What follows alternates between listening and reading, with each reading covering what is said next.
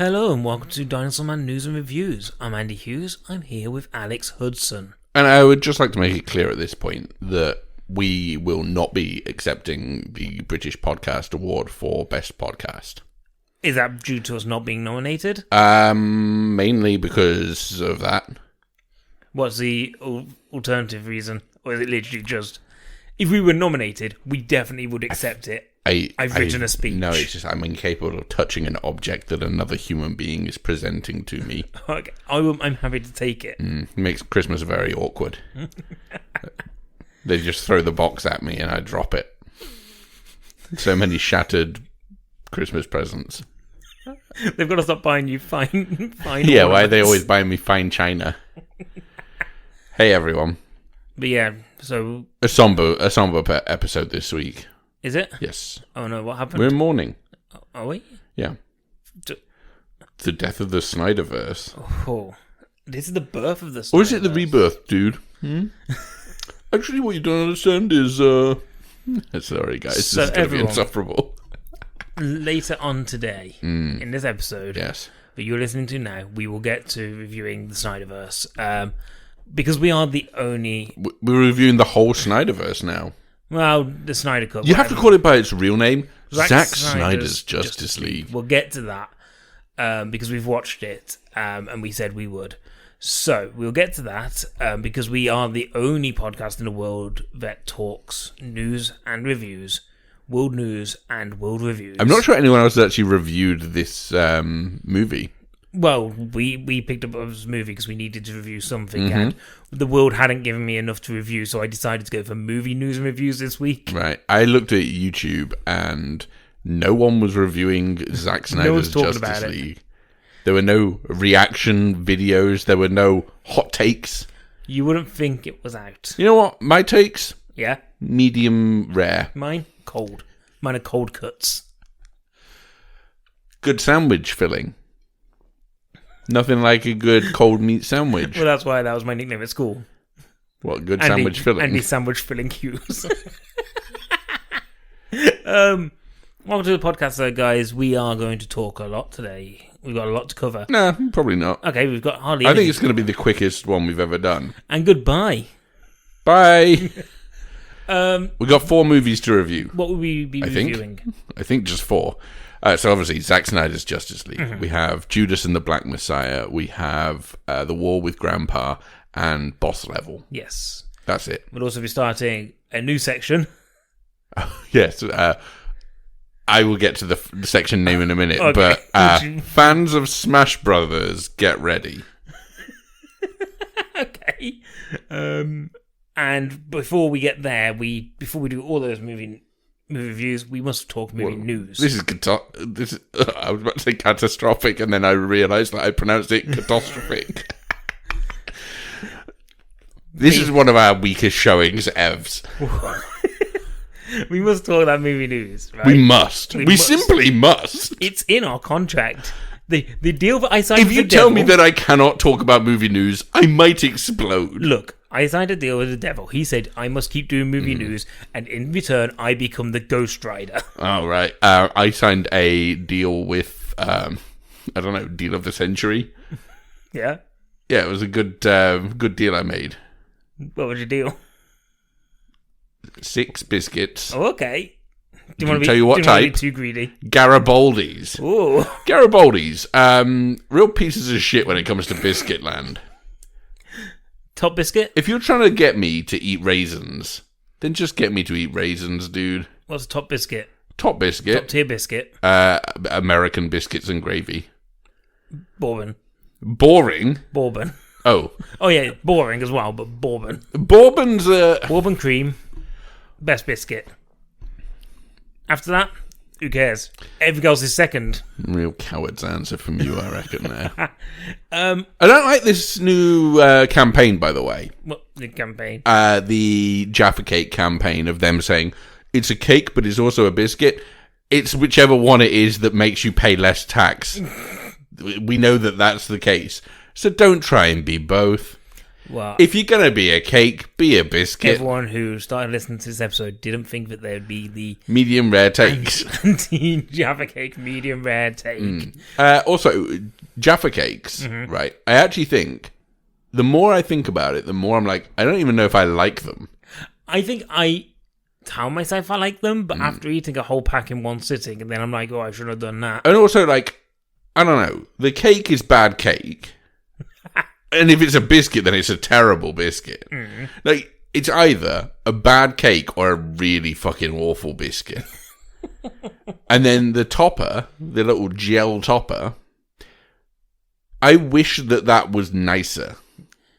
Sorry, Mr. McVitie's, I didn't know he was going to do this when I invited you. Hey, and I grew up next to the McVitie's factory. You grew up on the production line. I grew up next to it. You came out. Every day walking home from school, I would smell biscuit, or is that cake?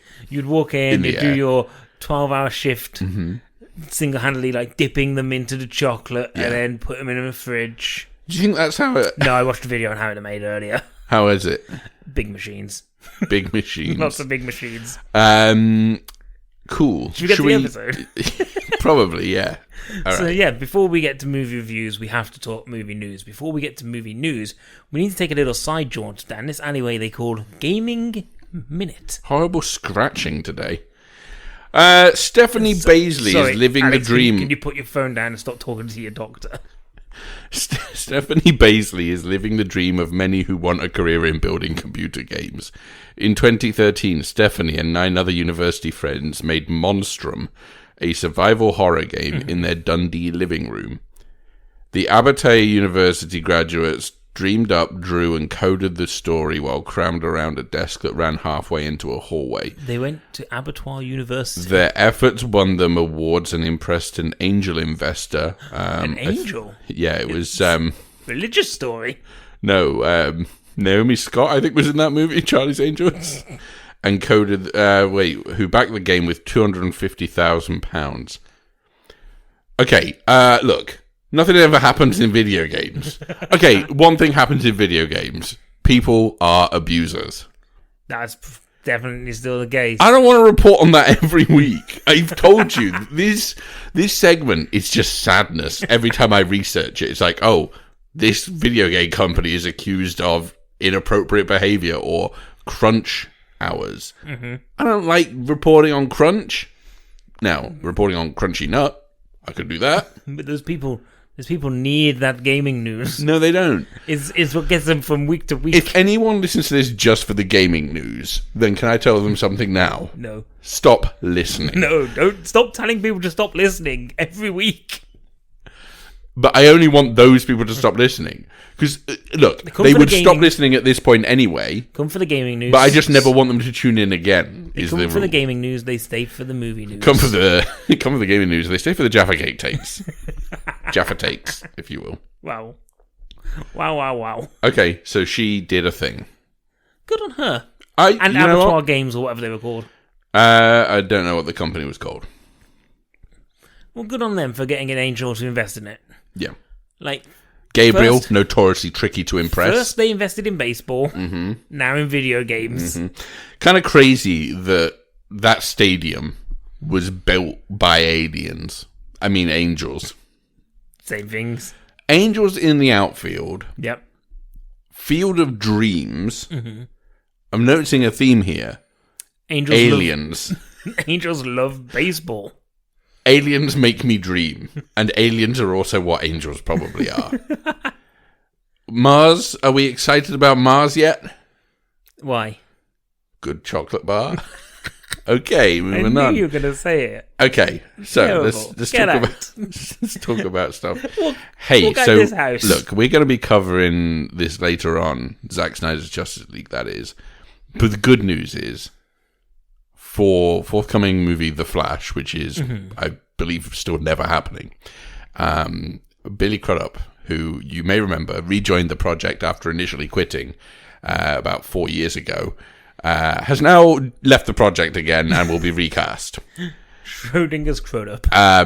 So an update to a previous report confirms that the upcoming Flash film will recast the role of Henry Allen. Oh no.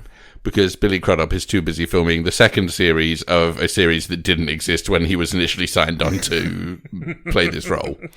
So that's that. It's isn't it sad? Because obviously his 25-minute scene in Zack Snyder's Justice League, which we'll get to in a bit, because I actually think that's going to be the thing that wins him the Oscar finally. I think that 25-minute scene is the best scene in the movie. Is it? Yeah. Okay. You remember the 25-minute scene where it's him in his prison cell and he's going, should I still be here or should I be recast? He's just reading his script for the morning show. Yeah, and he's like, oh, wow. They really get round to doing this quickly, don't they? Not like every project I've been involved in, and then looks directly into the camera, and then he sort of gives a little wink, and then Ezra Miller comes in. Here's the thing. No, it's fine. I'll save it for later. Okay. I'll save it for off pod. Okay. Okay. I can see that sizzling take. That's going to be a well done take by the time we finish. It's going to be lukewarm take by the time we finish. Avatar has retaken the number 1 spot in the box office. In that tug of war that is Endgame and Avatar, but go until the end of time. Yeah, until the next Endgame, in which case, there'll be another Endgame type movie that comes out. It'll be the second Avengers Endgame. Yeah. What I mean by that is the second time they do a big culmination of all the movies. And then that'll make more, because they'll bump up ticket prices. Of course. $1 more. That's it. Just $1 more. They'll just do what's happened here when they've just released it. So this happened because Avatar got released in China. Yes, it had another release in China. And people went out and bought it, and it's basically another couple of million. Yeah. So it's got a little bit of cushion until Endgame gets released again. Yeah. Boosted a little bit, but it's literally the slowest race in history. And do we really care because Disney owns it all? No, I don't care. Snyder. Zack Snyder's confirmed no sequel for his Justice League movie. We'll see about that, because spoiler alert for our non-spoiler review, I want sequels. Yeah, we'll see. He's said a lot. He has. He said a lot of things that directly contradict each other. So yeah, a lot has been said. I don't know how much we need to read into this. And I think there will be appetite for destruction. For a good album. No, it isn't. It was a good album. Which was appetite? Oh, I'm thinking Chinese Democracy. Sorry. Yeah. Appetite for Destruction's a good album. For some reason, whenever I think of a Guns N' Roses album, it's always Chinese Welcome Democracy. to the Jungle, I'm pretty sure was on there. Sweet Child of Mine. No, Appetite for Destruction is a very good album. Yeah. Chinese Democracy isn't. Look, just because Axl Rose isn't everyone's cup of tea doesn't mean he shouldn't get to make another Justice League movie. Wait, what? Am I saying that Axl Rose is going to direct the next Justice League? But I think there might be an appetite for it, and I think it has definitely been left in a way to try and encourage people to fight for it. They be fishing for compliments here. So while his words currently say that there will definitely be no sequel, his body is... Don't you want a sequel? There's a rippling flag of Superman symbol. Beautiful. Such art. Much wow.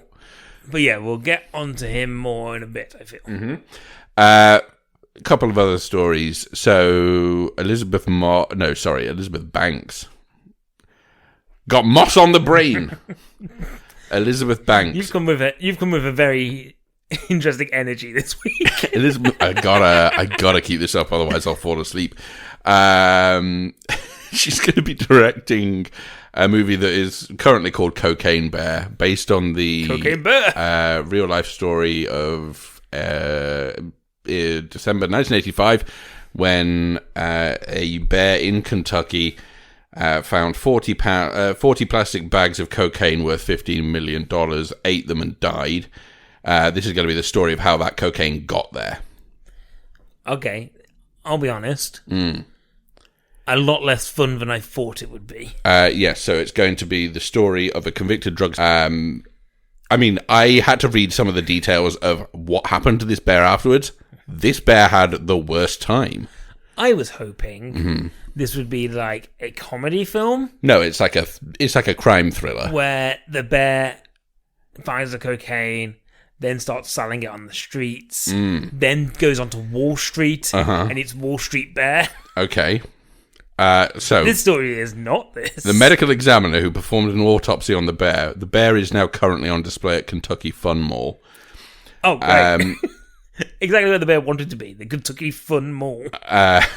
So the cause of death was cerebral hemorrhaging, respiratory failure, hypothermia, renal failure, heart failure, stroke, you name it, the bear had it. Its stomach was literally packed to the brim with cocaine. There isn't a mammal on the planet who could survive that, which implies there is a fish. A whale? They're mammals.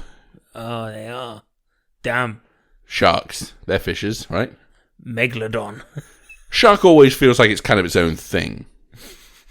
I feel like anything that's had a movie made about it has got to not be a fish. Fish called Wanda. But also, like, I like to imagine, like, the Kentucky Fun Mall sounds like it's going to have, like, a food court, maybe, like, an indoor amusement park, and then there's just, like, here is the cocaine bear who died the worst death you could ever imagine. Let's have a look. So, Kentucky Fun Mall, which is located in Lexington. Let's see. Tell me about its amenities. So, let's see if I can find any kind of description of it. It's like it just looks like a warehouse. I don't know. It's like a... Yeah, it's got like exhibits in it, I guess. Why is it called the Fun Mall? Well, the bear...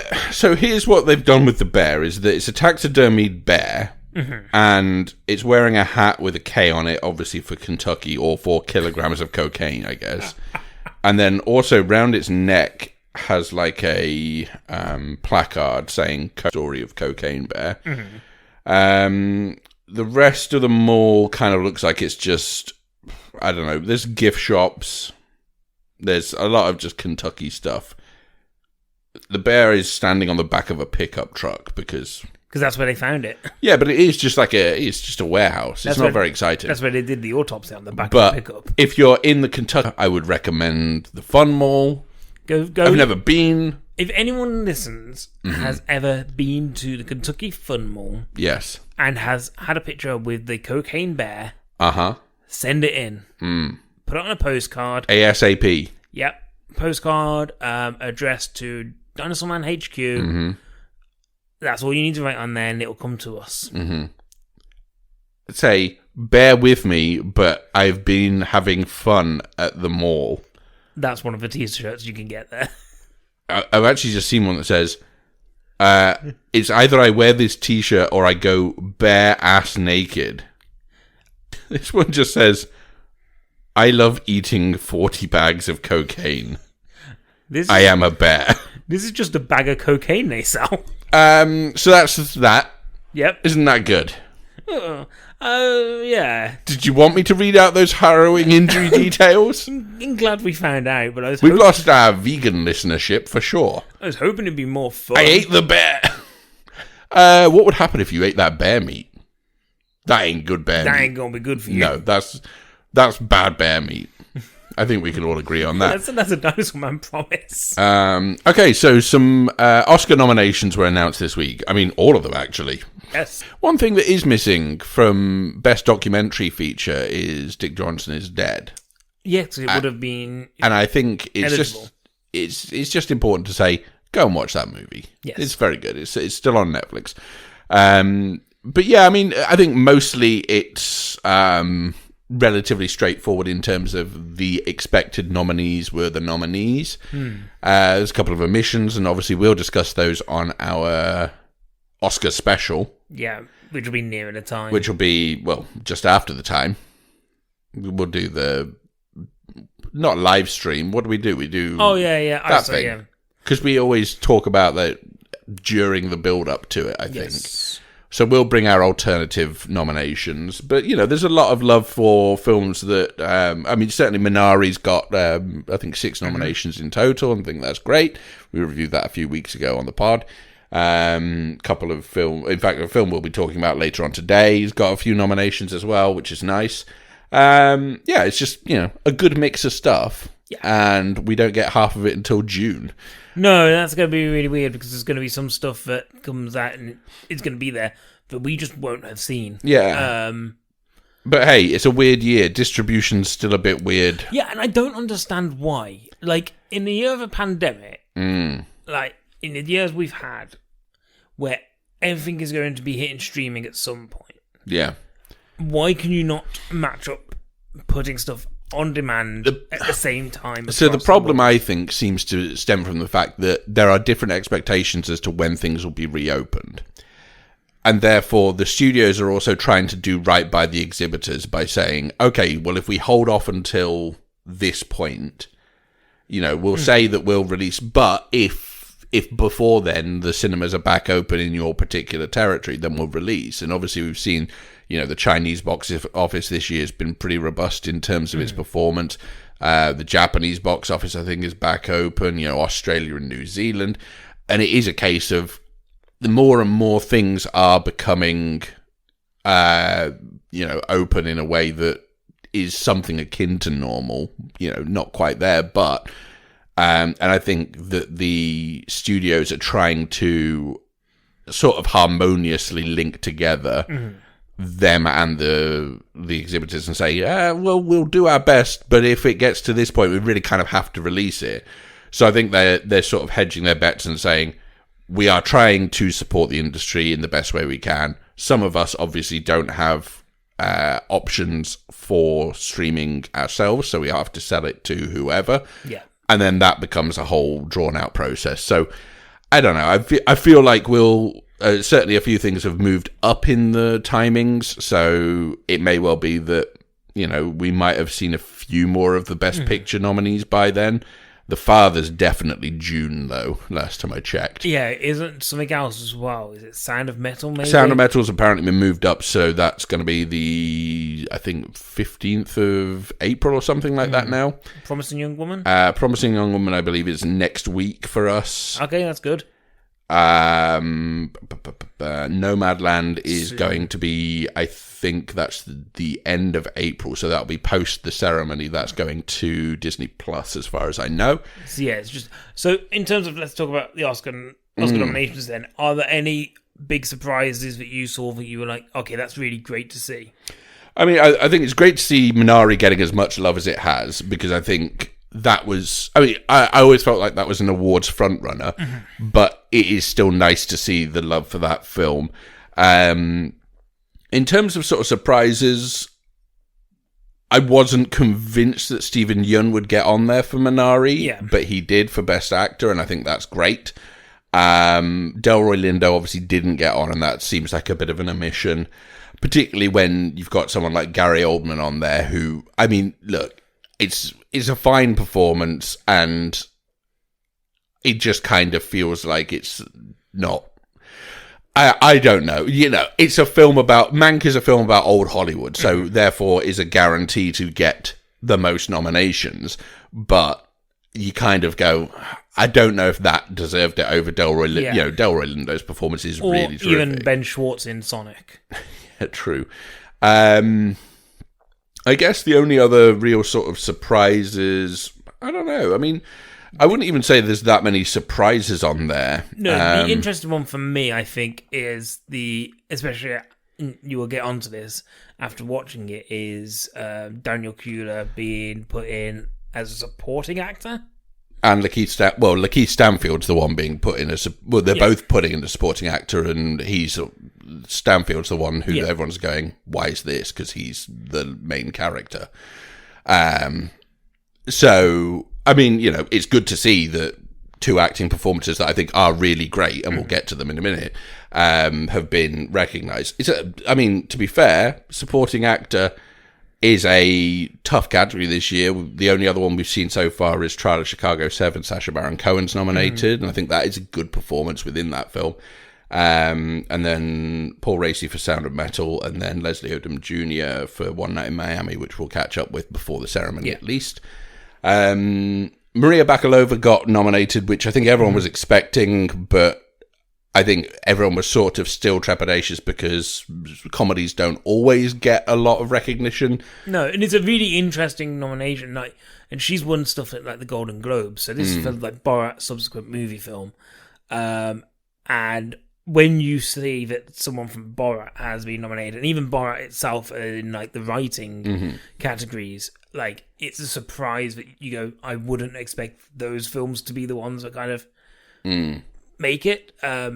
So yeah, and I think the reason is because it's such an interesting performance because of the fact that like you can understand how hard it is to do what she is doing. Yeah. I'd be very interested because she has won in certain places. Yeah, she won in she won at the Golden Globes, didn't she? Yeah.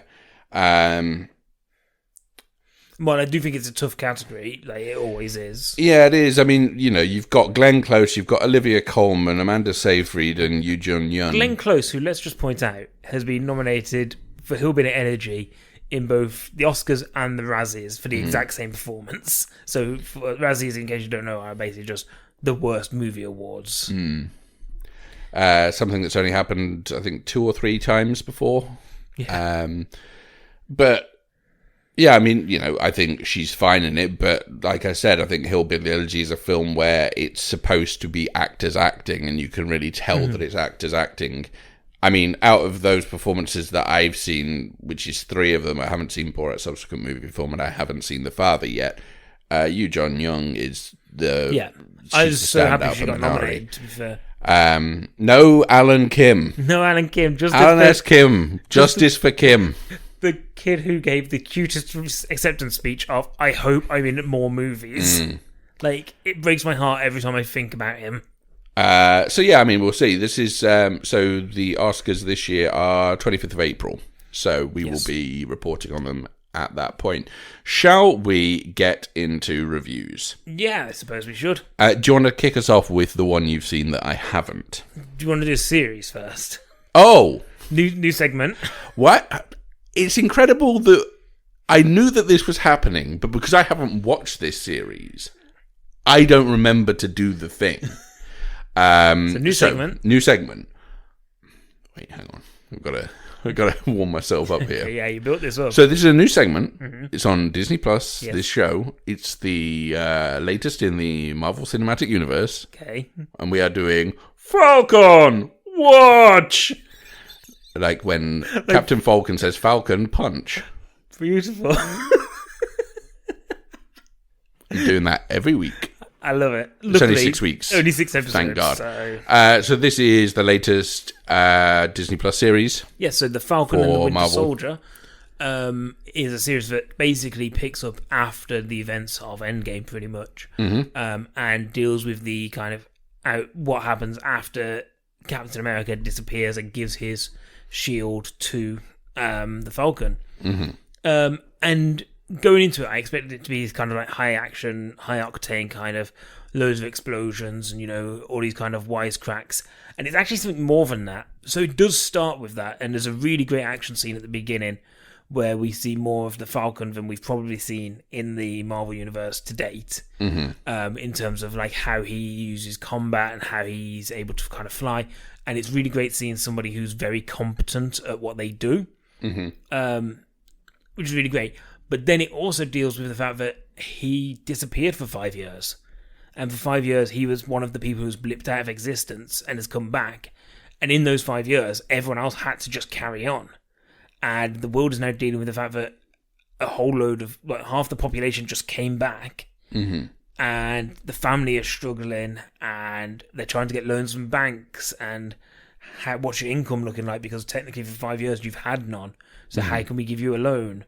At the same time, you've then got Bucky Barnes, the Winter Soldier, dealing with the fact that for the first time in his life, he's not got to fight. He's not in war. He's been a soldier for one side or the other for about 100 years. And he's now got this moment of calm, and how does a soldier deal with calm?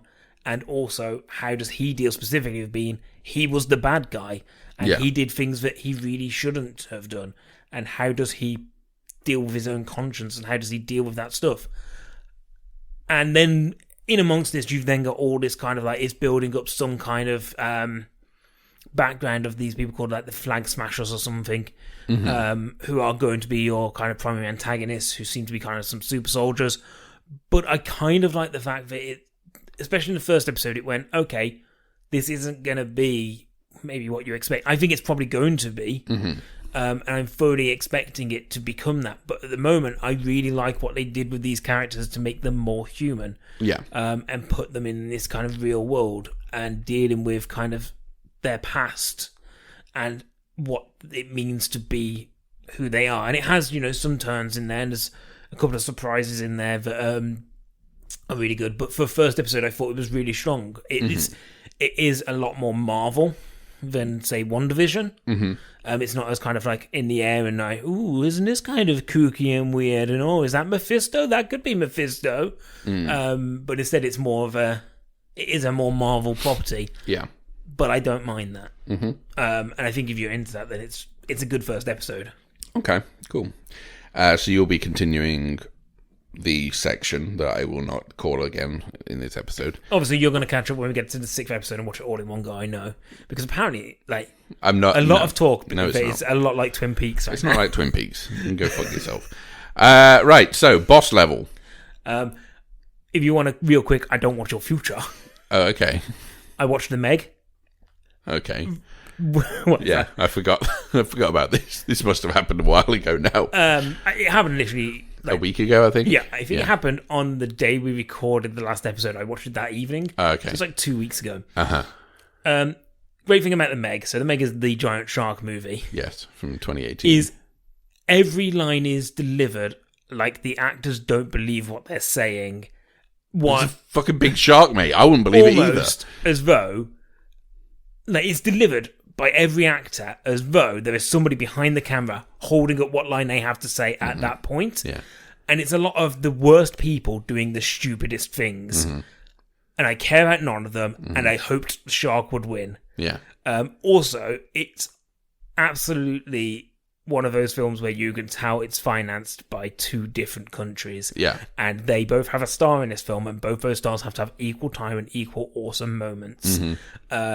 It's pretty bad because it basically means it's just this kind of sloppy mess of it doesn't really know what it wants to do, but it knows that it has to be. Well, they're making a sequel, aren't they? The Meg made loads. Ben Wheatley's directing the sequel? Yeah, Ben Wheatley's directing the sequel. The Meg box office. Let's see. Yeah, it has no real style of its own. So on a budget of 130, it made 530 million. Like, it did enough. It did what it had to do. Did more than enough. That's a fucking good return, isn't it? But yeah, it came on Netflix, and I watched it on there because it came on. So I was like, and I remember last time I said, oh yeah, I almost watched it, and I never did. So I was like, fine, I'll get around to it. Yeah. Don't worry, guys. We all remember that I was there first time round. It's 4 months after it came out. Anyway, reviews. Boss level. Should I talk about Boss Level? Boss Level, which I am told is a science fiction action film directed by Joe Carnahan. It is. Starring Frank Grillo. Film revolves around Frank Grillo's character called...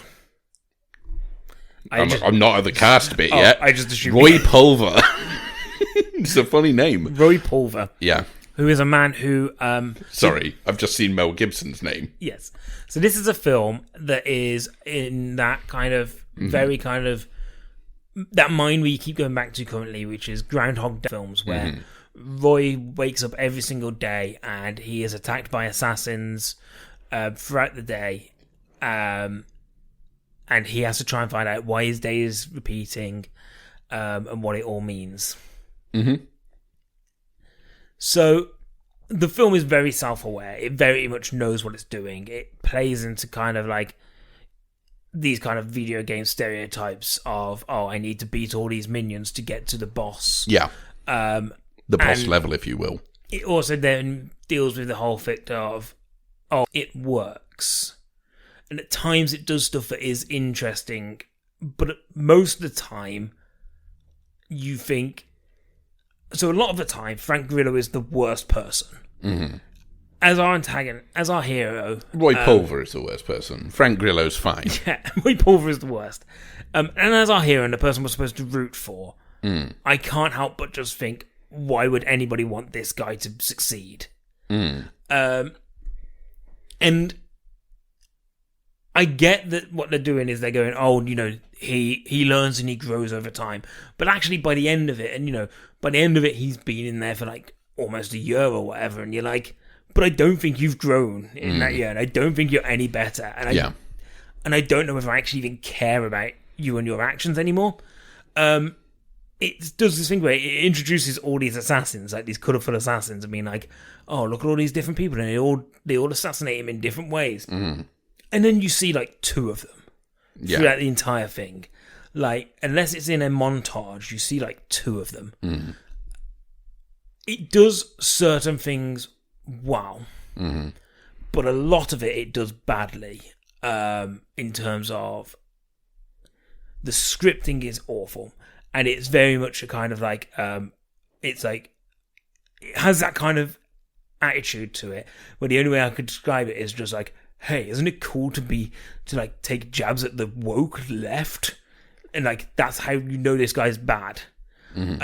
There's a line about race by Malings is out, which is an absolutely refreshing take on the kind of, do we just call them Groundhog Day films? We call them time loop films. Time loop films. Much sense when you start thinking about it.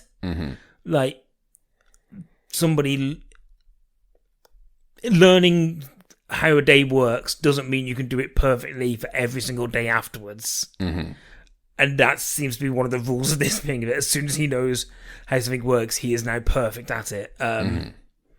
Yeah, Mel Gibson's very interesting. A lot of the people are very interesting in it. It is fine. It is, if you want something to put on and just ignore, yeah, that'll do, pig. But like, I'll never go back to this film. I see Rob Gronkowski's in it. Which was Rob Gronkowski? NFL footballer. Maybe he is. He plays for the Tampa Bay Buccaneers. Plays for the Patriots who previously. Does he play in it? Gunner. Yeah. A few big dudes. Okay, cool. Well, let's move on.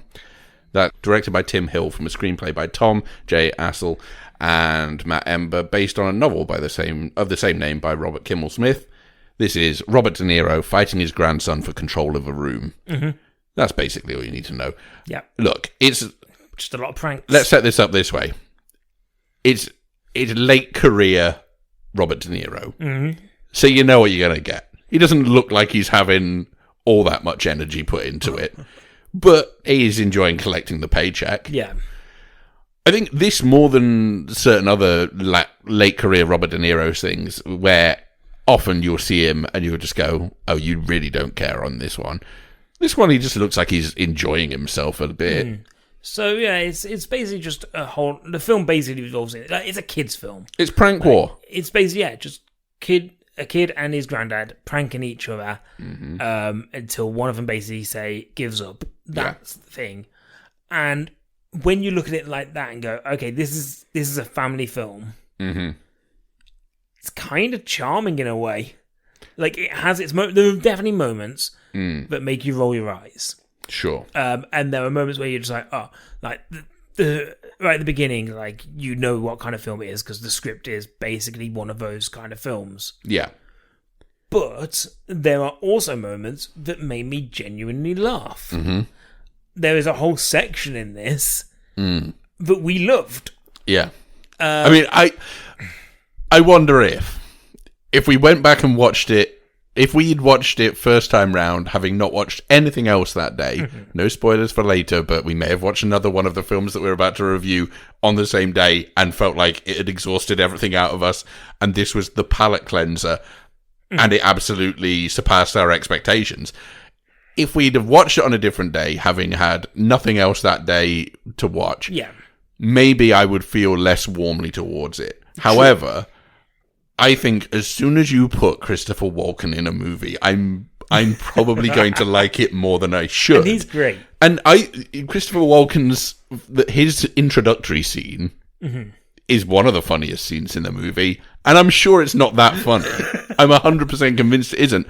But what it is, It's a film that if you're saying to me, what is the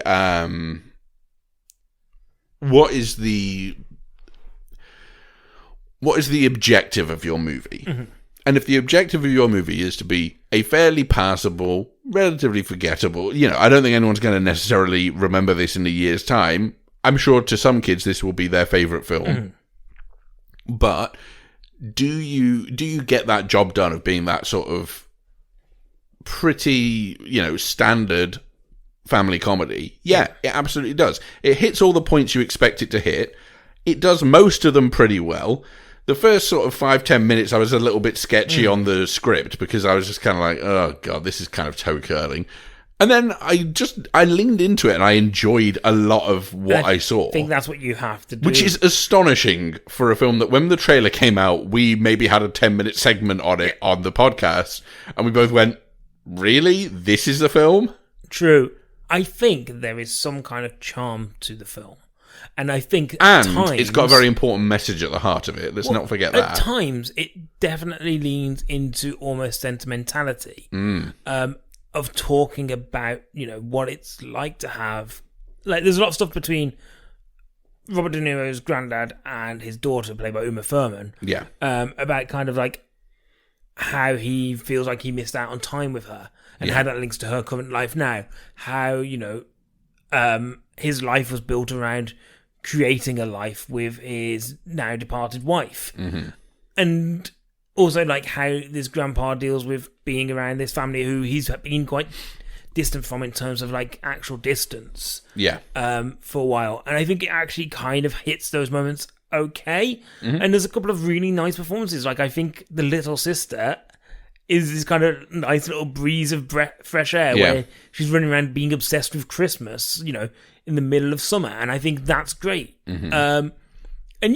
And this isn't me saying this is a wonderful, like, best film ever. But what I'm saying is, for what it is and what I'm going in there, and like you said, if you go in looking at what it does, then it's fine. Yeah. I like it. It gets the job done. It's okay. And it's not, it's not the best comedy, family comedy that you're ever going to see. And it's not something that I would go, oh yeah, let's throw this on at Christmas or something. I wouldn't be like, oh, definitely, let's all sit around and watch this. But if it's on, someone will get enjoyment out of it. And hey, if Christopher Walken's on screen, that someone is me. I think it's a no. It's a that'll do. It's a that'll do. It's an absolute that'll do pig. But there is one scene that like elevates it, which is brilliant. I wonder if that's as good as we remember it. I'm sure it isn't, but I'd like to think that it is. So that is available in the UK on Amazon Prime. In the US, nowhere near. How about this? In November 2020, producer Marvin Pert announced his intentions for a sequel titled The World War with Grandpa. Ooh. Oh international. God. He does it via Zoom. But goes really against the message at the heart of the film at the end. Yes. Anyway, let's move on. Okay, so next up we'll do Judas and the Black Messiah. Yeah. Is that what you want to do? That's what I was saying. Yeah. Okay, cool. So this is a historical drama directed by Shaka King and starring Lakeith Stanfield, Daniel Kaluuya, and Dominique Fishback. Jesse Plemons as well. Mm-hmm. So this is the story of the FBI informant William O'Neill, who was tasked with infiltrating and befriending Fred Hampton, who was the chairman of the Illinois Black Panther Party in the late 60s. And it's all about the sort of story of that betrayal. Yeah. So, as we mentioned earlier, a couple of Academy Award nominations here, but it's a story that's sort of had... I think it's had a little bit of attention, particularly in the aftermath of Trial of Chicago 7, because Fred Hampton plays a small role within that. Yes. And the two are sort of tangentially linked in that way. So you do sort of have that. And then I think this came out at the right time because it followed on the footsteps of that film. Which isn't to say that it was, it's clearly a happy accident that they've released within 6 months of each other. Yeah. So, what else do I need to say? That's it, I guess. That's your setup for the movie. Pretty much. Yeah. I really like this. Yeah. I think based on the strength of, even if you just look at those two central performances by Lakeith Stanfield and Daniel Kaluuya, they are really good performances. And it's great to see a movie that is, able to tell this historical story whilst also being able to connect with you on a human level and really generate a huge amount of empathy in terms of not just the more traditionally empathetic of the characters, but also the betrayer. I think there's something about, whether it's within the script or whether it's also within the performance, I think it's a combination of those, of being able to put you into this mindset of there is this real conflict of interests of this guy has to go against someone who is a hero to millions and is seen as someone who is there to create great change, and what that does to someone in that position and what kind of mentality that requires to get that job done. I really, really like those two performances. Yeah. They are, standouts. Yeah, it's so tightly wound as well as a film. Like there's no real wasted space. Everything means something. And I think putting a film in front of me that has three of my favourite kind of, I want to call them up and coming, although it's not the right term, because they've been around for a while now. In, Daniel Kaluuya, Jesse Plemons, and Lakeith Stanfield. Yeah. Three people who, no matter how many times I see them, no matter what, continuously hit it out of the park. Like, yeah, I think Kaluuya is like, so one of my favourite performances by him is in Widows. Yes. And he's like this incredibly... Yeah, that's a really good performance, isn't it? In a film that I don't really like. Yeah. My God, is his performance incredible. So you put those three in the film and you've already kind of piqued my interest. And they don't let me down again. They not only them, but like everybody in the cast, like there's a whole ensemble yeah, here that just works. Yeah, it feels like it's one of these things where for the last couple of years it's felt like the Academy need to update their categories and include an ensemble because this film fits directly into that, because I think everyone plays their role really well, and you don't ever feel like you're watching something that's there as padding. You don't feel like you're watching something that feels extraneous to your actual story. Everything is driving you. It's everything is a character moment or informing you of whatever you need to know. I think it's a really tightly done, sort of really gripping drama about a really interesting time in not just American, but in world history, but particularly within the context of the last 12 months, let's say. Yeah. I think this film does highlight a lot of things that if you were to say release this now and say this is a completely made up film, people would say this feels like it might be inspired by recent events. And it's a thrilling story, and I knew a little bit about it, but I didn't know all that much, and I deliberately didn't read up on sort of the finer details of it, because I think this film is going to work better if you don't know, because I'm sure, what with it being inspired by true events, sure, the dramatization of it is going to add in a couple of bits, I'm sure, but I think it really hits hard and it works well. And I think if you were to isolate those two performances and say, they're your sort of standout, they really are incredible performances. Yeah. And you're right, these are two performers who've never really let you down before, and they do it yet again. And I think you make a point there where you go, I think it does work better the less you know going in, but it is a story that you should know. Yeah. And it does a really good job of being able to tell that. And even cinematically, I think, as a film, it's not one that has these big kind of swooping camera shots. The camera work is probably just as close and as tight as the story is.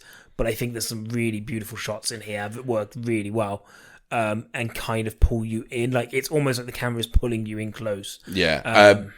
Just piggybacking off this, I think the score is really good for this. Mark Isham and Craig Harris, who did the score, I think they've done a really fantastic job of sort of very much encapsulating the feel of the late 60s, particularly within this movement, and particularly with it. It just feels like it's one of those films where it just feels like everything works really coherently together, and it feels like it's a symbiotic film. Yeah. Every part is in perfect working order, and I think that's kind of important. In the nicest way, talking about score, is I didn't notice it was there. And I think that's kind of what a score should do. Like, you can recognise it's good, but also not notice it's there for a lot of the time. And I think that's definitely, like, for me, this is absolutely a would recommend. I think same here. I think it's a very strong film, and, you know, it's right up there near my top of the year at the moment. Yeah. So it's nominated for Best Picture as well at the Academy Awards. It's the first ever all-black producing team that have been nominated for Best Picture. Yeah. But isn't that just insane that this is...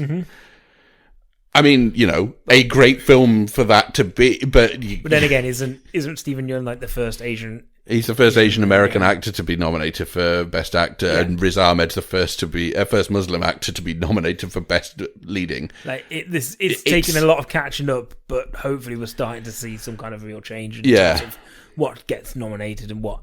But Judas and the Black Messiah is available to rent now. I think it's worldwide. Yeah, because it's on in the US. It's on HBO Max as part of the Warner's deal. In fact, it might not be on there anymore now that the period of it's either out in the cinema in the US or it's on HBO Max. It's around, and it will be going to premium VOD, I think, after that point. But over in the UK, it is available to rent. Now, finally, the film you've all been waiting for, unless you all means everyone. Zack Snyder's Justice League, so also known as the Snyder Cut by hashtag #NotRealFans. So this is the 2021 re-release of Justice League from 2017 with original material restored, only 4 minutes of additional footage shot, we promise. Reuniting the cast. So, you know, it is very much 2017's Justice League, a film about finding 3 mother boxes.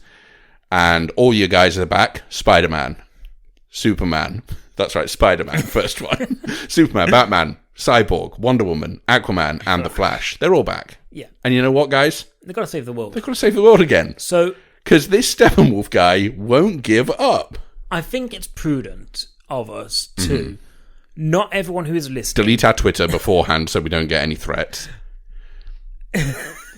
Not everyone listening will understand what's happened here, because a lot of people... If you're plugged into this world, then you will be, because it's been inescapable. And I think some people will see this and be like, oh, Justice League, but I saw this... in 2017. 4 years ago, I saw it come out. So, do you want to give a potted history of how did we get here? So...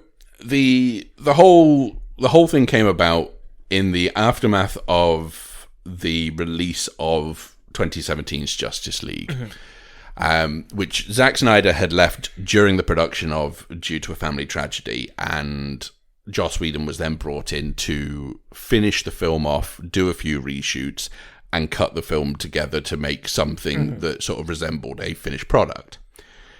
And he was brought in with the express intention of, you have to make a 2-hour version of whatever film he had previously assembled. And it was always alleged that Snyder had shot something like 40 plus hours of footage. Yeah. And that he'd whittled it down, and that there was this sort of semi-mythical cut of the film, the Snyder Cut. And fans of Snyder... particularly of his Man of Steel and Batman vs. Superman films, decided that they would take it upon themselves to start a movement, a petition, to release the Snyder Cut. Hashtag the term that they were using. And this kind of went on for a couple of years, and Snyder occasionally would release sort of snippets of information about what he'd planned and what he'd shot and how cool it would have been if they'd have got to see it, and started sort of fanning those flames. Now, last year, around May, I think it was, during a watch party for Man of Steel that he was hosting, it was him and his wife, Deborah, who's also one of the producers on the film, and Henry Cavill, I think, was on it as well. Snyder announced that, yes, indeed, there is a Snyder cut, and not only that, but it will be coming to HBO Max or internationally, wherever you can get your Snyder cuts, in 2021. And the world went bananas. You may remember us, I think we've reported on DC Fandom, which was an event that happened last summer, where it was basically them announcing all of their future projects for the DC universe, and also announcing a lot more about this Zack Snyder's Justice League, in which the entirety of the cast came on and told Zack Snyder what a fantastic job he'd done and how delighted they were that he was finally getting his vision. Yeah, and that kind of gets us to where we are now, which is basically there's now a 4-hour cut of this film, which is apparently the film as it was always intended to be, from what we understand. Zack Snyder's original creative vision. This was always what it was going to be. And it's 4 hours long. It's on, so in the UK it's on Now TV or Sky or however you watch it. And it's around the world in like HBO Max and stuff. And people can see it. I think, like I said, I think it was just important to kind of cover how we got this film, because it is confusing for people to go, why is there another Justice League? So this is technically Justice League as it was intended to be. Yes. So, with that being said, let's get into it. Okay. So this is completely spoiler-free, so there was a lot of spoilers to be said about this film that we will just completely miss. And we'll talk about at length next week on next week's episode, which will be in entirety. So next week, if you're not a person who's got any interest in this film, you can skip next week's episode, guys. I'll give you the week off homework. So what did you think? Like, so going in, going in, I had reservations about the first Justice League, and reservations that I think were not wholly to do with Joss Whedon's sort of stitching together of whatever was shot. Clearly, because if what is said to be true is true, that there is 0 shots in here that were done by Joss Whedon, my fundamental problems with the film still remain. It's just that now there is A, more time of that, and B, slightly more moments that inform character decisions and plot decisions. Yeah. So it has to be said that that makes it, by default, I suppose, a better film than the 2017 one, in terms of it's a better version of that film, because it makes more sense. Yes. I suppose on a positive, and I'll start with positives, is the one thing I could say about this film is plot-wise, it now makes more sense. Yeah. But I also believe that if I give 4 hours to any director, they should be able to make a film that at least makes sense. And if you cannot make a film that makes sense, then maybe filmmaking is not for you. Yeah, and look, characters who were sort of underserved in the first version of this have been sort of restored with extra bits. Yeah. So Cyborg gets a lot more play. Cyborg and the Flash get a lot more play within the film. And then some sort of tertiary characters also get put in there who we've seen in other films within the universe, much to this film in particular. And I actually do wonder if maybe those ones you could have maybe dialed back and actually spent more time crafting your key six. Yeah. It kind of, so that's the trade-off, is that you get a lot more time with characters who had very little time in the first version of this movie, and you get some plot details that fill in some of the gaps where in the previous version, you were having to make huge leaps of logic to understand how they'd got to a certain point.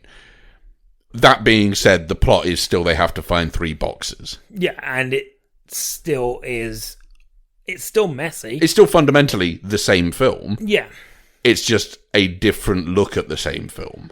Yes. And I think this is where the problems start coming in, because I think the problems that do exist in the original cut of Justice League still exist here, but actually are accentuated by the fact that you then go, oh, but we're going to spend more time here. Yeah, I think on the one hand, you could argue that, hey, 4 hours is good because it means that you actually get to develop these characters and you get to have that time.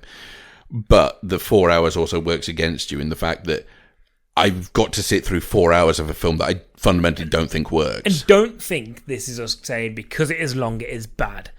That's not the case, because you could sit through long films, and I've sat through long films, and I've sat through shorter films that are bad. Mm-hmm. You know, it's not the length, and I want to kind of point to that, but it's not the length that is a problem here, because we do keep mentioning it, and that's not the overriding problem.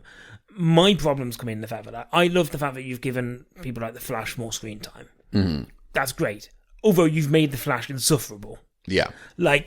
And his characteristics change from the start of the film towards the end of the film. I think he's a completely different character. Yeah. Like, when you first meet him, he is what he is in Justice League, which is this kind of babbling, doesn't know when to shut up kind of guy. And by the end, he is like everybody else. He's this stoic, grey character who basically talks in the same way as everybody else. Which really feeds into the biggest problem, which I think is the fact that this film has no personality of its own. No, and the problem is, and I said this to you yesterday, and I genuinely believe this is the case, and it was my worry going into this, is that you go into a director's cut basically saying everything that was in 2017 was garbage and wasn't my vision, and I'm going to replace it with what was my original cut. And what you do is you then gives you carte blanche to remove not only the stuff that you go wasn't my stuff, but you can also remove stuff that was in your original cut that didn't work under the guise of, oh, that was never mine. It means you have this massive course correction in the film into a place where actually, instead of going there and acknowledging there are moments in that first film that worked and actually made things maybe a little bit fun, you course correct into this thing of being like, oh no, that's not mine, and therefore everything becomes almost grey. And I think grey is the best way to do it, because I don't think there is much fun to be had in this film. No. I think there are set pieces in here. There are moments that there are moments that I like. Like, I think there's a really nice moment with Flash towards the end, which visually looks great. Like, I like the way it looks. I think it has inconsistencies in the way that you've already built your universe and in that character, but that moment looks great. I think, it's great seeing more of Cyborg and having more of his character in there and having it. But if you start removing stuff like people questioning actions in the film, which were in the 2017 version, that are not in this now, and instead everybody is just all in for the ride all along, you start removing kind of the ups and downs. Like, if you were on a roller coaster that never goes uphill and never descends, I don't think you're having much of a fun time. Yeah. And I think that's what this film becomes. Like, I think you get the characters that never seem to be in any true jeopardy, never seem to be questioning about what's happening, never really seem to be discussing the insurmountable odds that are here. It all becomes a little bit kind of, oh, instead of we. Yeah. I think, it's a film that ends up being, rather than light and shade, it's just different degrees of shade.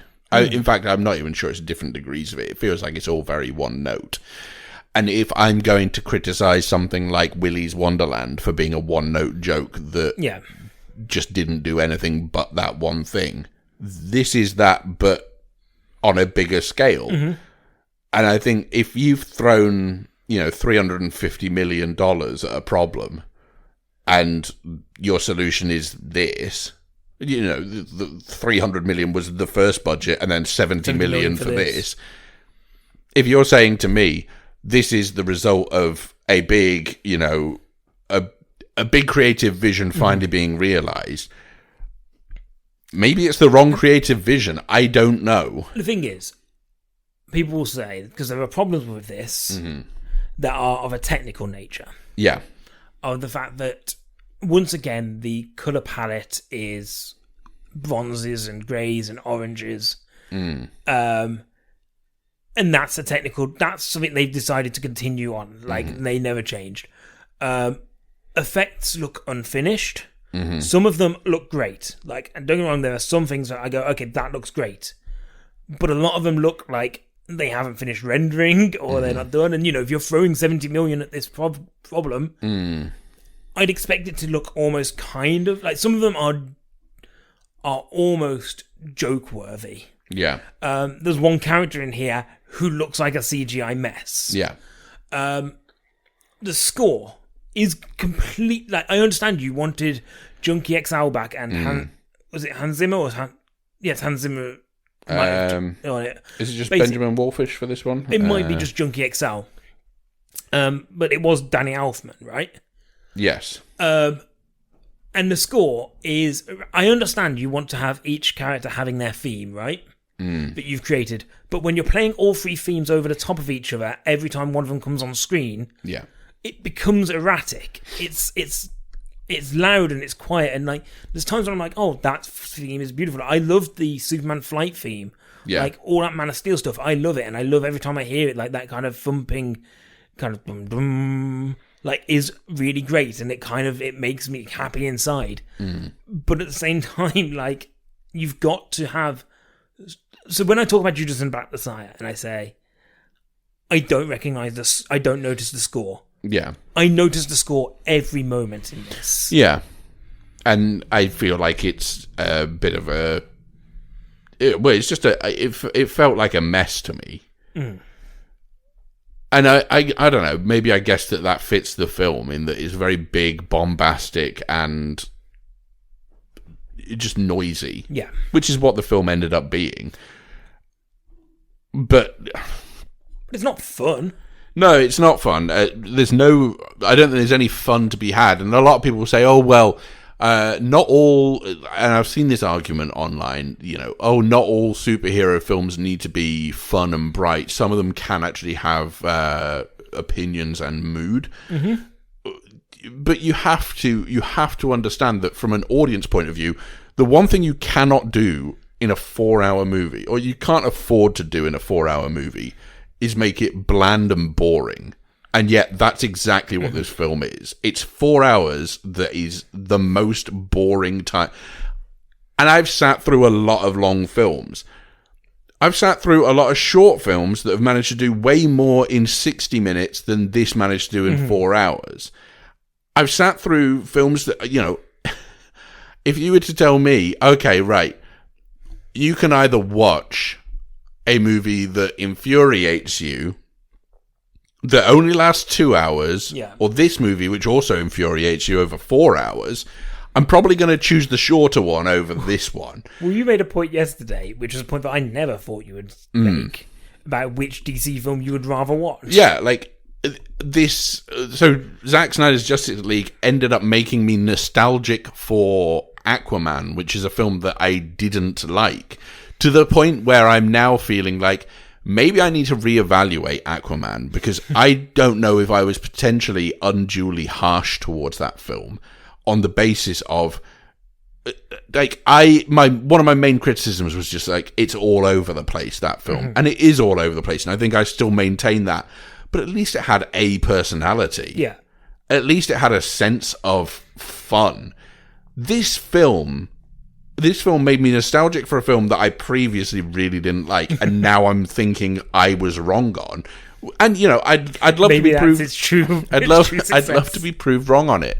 But all this has done is prove that a longer version of a film that doesn't work is still a film that doesn't work. Yeah, and the thing is, I think the writing is bad. Yes, the script's honkingly terrible. The performances are, like, especially the bit that we know is definitely new. Yeah, I think is awful. That's the worst scene in the whole thing, for sure. It's definitely new that we know is new is awful.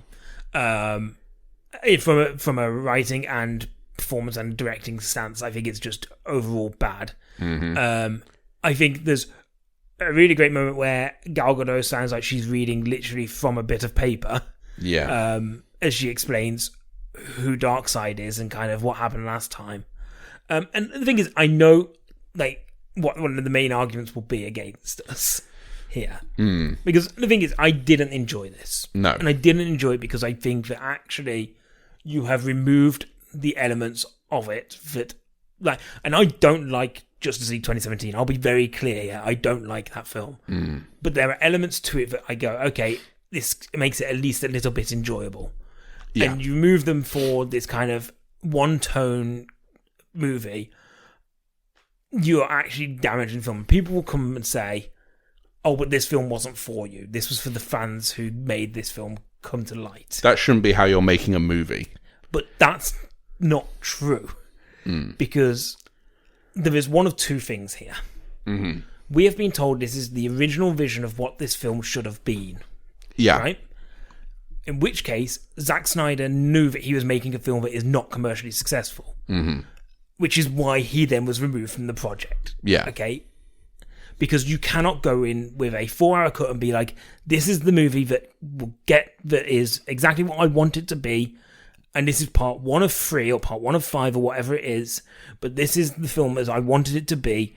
Oh, by the way, it's not going to make money. Or you go, this is for the fans and this is not my original cut. Yeah. It can't be both.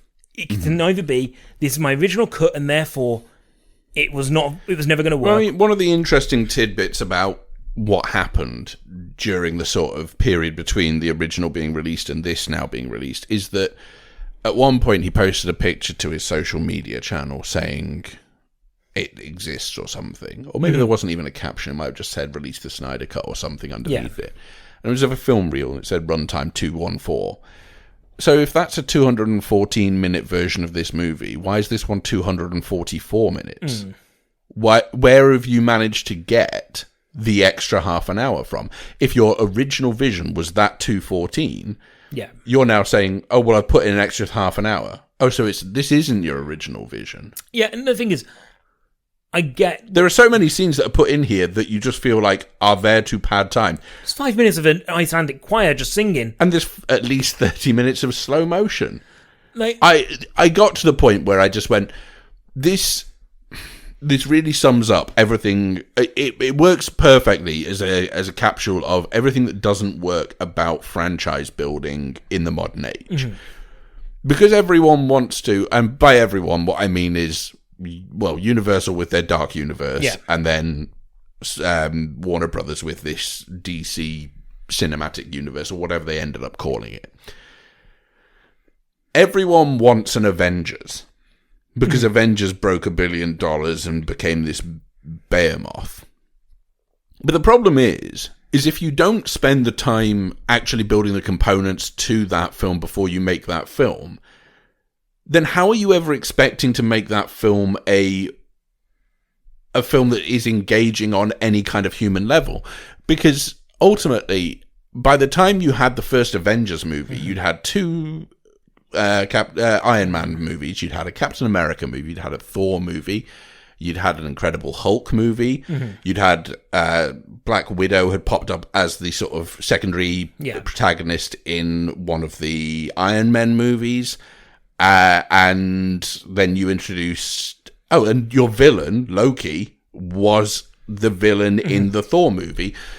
So the only real new character was Hawkeye, who cropped up very briefly in Thor, but was playing an antagonist for part of this movie anyway, so you were able to introduce him in that way. But that is a hell of a lot of groundwork that they put in before they even made the jump to this.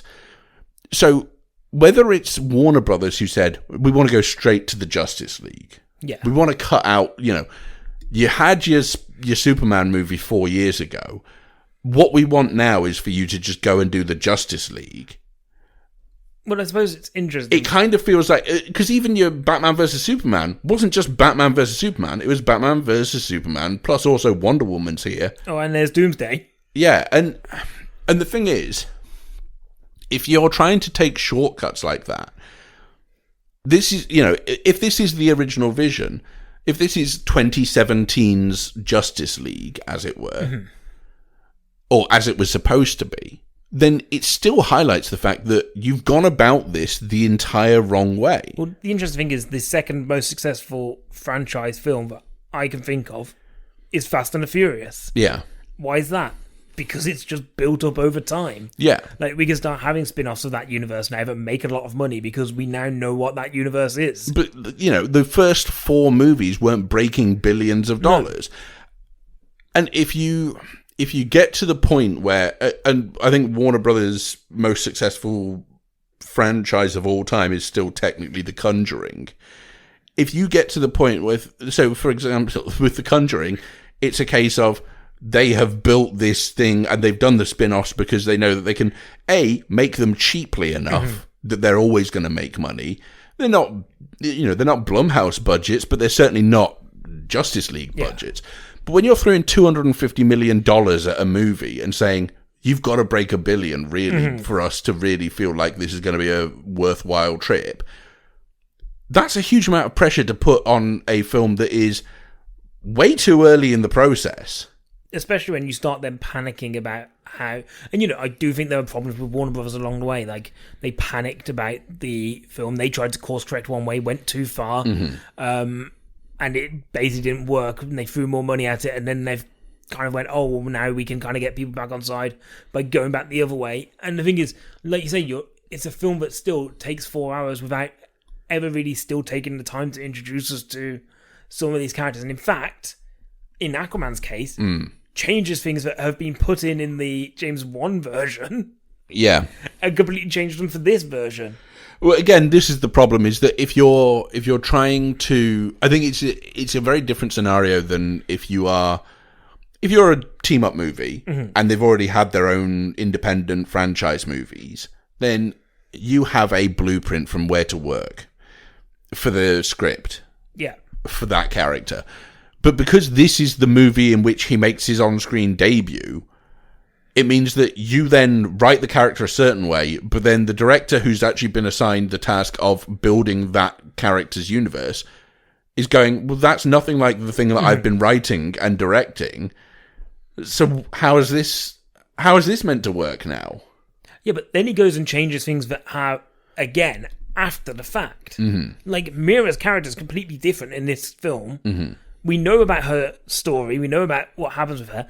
And she's British now. Like, it just seems like I don't understand why certain things were done. But it was the original vision. Yes, it was. It was the original vision. Paul Bettany style, the original vision. I'll never get tired of making that joke. Yes. So, it's a would not recommend. No, it's a mess. Like, it's still okay, it is not as messy as 2017's Justice League, because it has virtue of having time on its side, which means that it isn't so much of a knee-jerk kind of change where you're going, hold on, that seems like a Snyder thing, that seems like a Joss Whedon thing. Yeah. Like, you're not playing that game anymore, which is great. But at the same time, there are definitely decisions that are made, and we will go into more detail next week, that are still very confusing. Yeah. And I don't really know why. I think it is very bland, and it is probably less interesting of a film since you've painted it all over with the same tone. And that's weird, because that means that basically, yes, I probably prefer the 2017 version of this film that I still think is terrible. I haven't watched it 2 weeks ago. Yeah. Yeah, okay, so that's it for this week. Mute all Twitter responses. So as always, you can find us on Twitter at DinosaurMan15. You can find the podcast. Not everyone has got to like your film, okay? Like, I understand. I've seen it on there already. You can find the podcast wherever you do podcasting. Yeah, I guess that's it. Yeah. John Neves did the theme song. Andy, thank you for hosting. Alex, thank you for hosting. Yeah, so that's us for this week. We'll be back next week. We'll do the full spoiler, and then, back to news and review again the week after. Until next time, guys. Just be kind to each other. Yeah, just don't be dicks on the internet. Like, that would be nice. Like, just because somebody doesn't like your film doesn't mean that they're terrible people. It doesn't mean they don't like you. Exactly. Problem just be solved. nice to each other. Okay, goodbye, guys. I love you all.